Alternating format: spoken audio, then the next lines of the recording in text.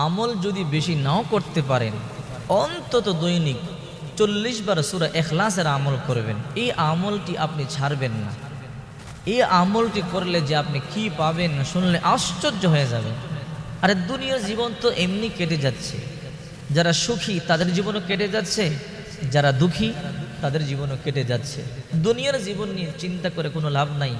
অল্প দিনের জিন্দেগি, খেয়ে না খেয়ে চলে যাচ্ছে, চলে যাবে, একদিন মরে যাব। আসল জিন্দেগি হলো পরকালের জিন্দেগি। পরকাল জিন্দেগিতে যে সফল সে প্রকৃত সফল, আর পরকাল জিন্দেগিতে যে বিফল তার গোটা জিন্দেগিটাই বিফল। এই জন্য পরকালকে নিয়ে চিন্তা করবেন। আল্লাহ হাবিব সাল্লাল্লাহু আলাইহি ওয়াসাল্লাম বলেন, আল কাইসু মান দানা নাফসাহু ওয়া আমিলা লিমা বাদাল মাউত। আমার উম্মতের মধ্যে সবচেয়ে বুদ্ধিমান তো সেই যে ব্যক্তি দুনিয়া নয়, পরকাল নিয়ে চিন্তা করে। পরকাল জিন্দগিটা কেমনে সুখময় হবে।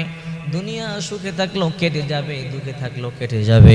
আর পরকালে যে ব্যক্তি সফল সে তো গোটা জীবনের জন্য সফল। আর পরকালে যে বিফল সে তো অনন্ত অসীম কালের জন্য বিফল হয়ে গেল। সূরা ইখলাস 40 বার তেলাওয়াত করবেন। এই আমলটি ছাড়বেন না, অত্যন্ত পাওয়ারফুল আমল।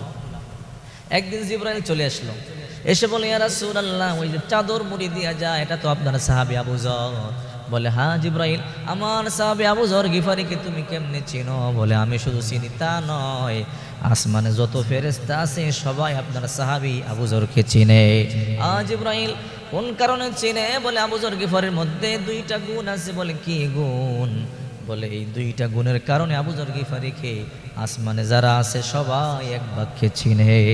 1 নাম্বার গুণ হলো লিসিগরিহি আলা নাফসিহি। আবু যর গিফারি নিজেকে অনেক ছোট মনে করে। আবু যর গিফারি মনে করে আল্লাহ তাআলা যদি জাহান্নামে দেওয়ার জন্য কাউকে বানায়, মনে হয় আমাকে বানাইছে, কারণ আমার মতো পাপী, আমার মতো অপরাধী মনে হয় দুনিয়ায় কেউ নাই। একজন সাহাবীর ভিতরেও চিন্তা কেমন। আর আমরা নিজেকে অনেক বড় মনে করি, মনে করি আমি মুফতি সাহেব, আমি বক্তা সাহেব, আমি ইমাম সাহেব, আমি হাজী সাহেব, আমি জান্নাতে না গেলে যাবে কি? অনেকে তো জান্নাতে সার্টিফিকেটও দিয়ে দেয়। আবু যর গিফারি একজন সাহাবী, নিঃসন্দেহে জান্নাতি সাহাবী, অথচ সেই সাহাবী বলে আমার মতো অপরাধী আর কে আছে? জাহান্নামে দেওয়ার জন্য আল্লাহ যদি কাউকে বানায় মনে হয় আমাকে বানাইছে। তার 1 নাম্বার গুণ। আর 2 নাম্বার গুণ হলো লিকাসারতি তিলাওয়াতি সূরাতুল ইখলাস। আবু যর গিফারি বেশি বেশি সূরা ইখলাস তেলাওয়াত করে। ও নবী, আবু যর গিফারির আমলনামায় সূরা ইখলাসের যত সওয়াব আছে আপনার অন্যান্য সাহাবীর আমলনামায় তো বেশি সওয়াব নাই।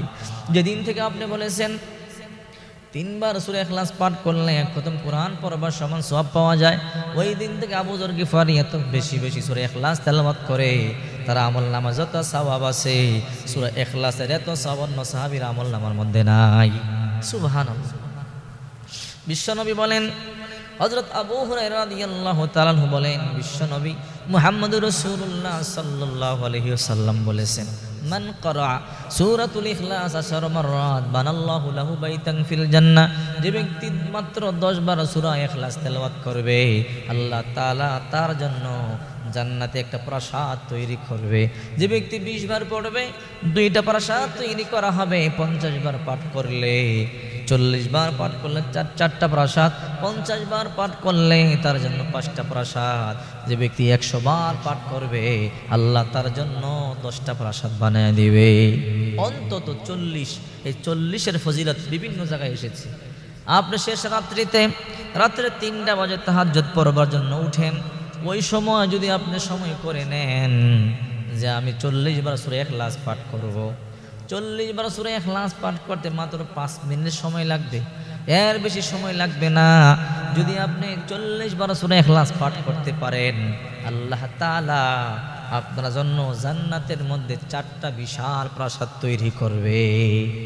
দৈনিক যদি 40 বার, আপনি তো অন্তত নীরব সময় হলো শেষ রাত্রিতে তাহাজ্জুদ পড়বার জন্য অনেকে উঠেন, দিনে ব্যস্ততায় পড়তে পারেন না, কর্মব্যস্ততা, বিভিন্ন দুশ্চিন্তা, টেনশন, একটা পেরেশানির মধ্যে থাকেন, দিনের বেলা না পড়লেন, শেষ রাত্রিতে উঠে যদি আপনি অন্তত 40 বার সূরা ইখলাস পাঠ করতে পারেন আপনার জন্য 4টা প্রাসাদ হয়ে যাবে। আর দুনিয়ার ধনী হতে না পারলে পরকালে ধনী তো হয়ে গেলেন।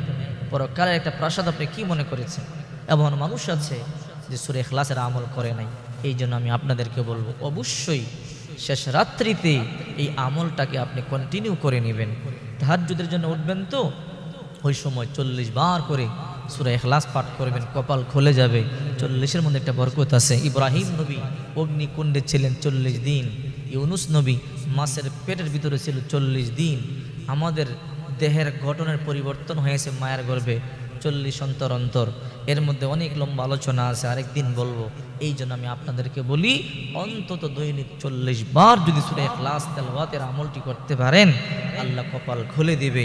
আখিরাতে আল্লাহ তাআলা আপনাকে ধনী বানিয়ে দিবে, আখিরাতের বাদশা বানিয়ে দিবে।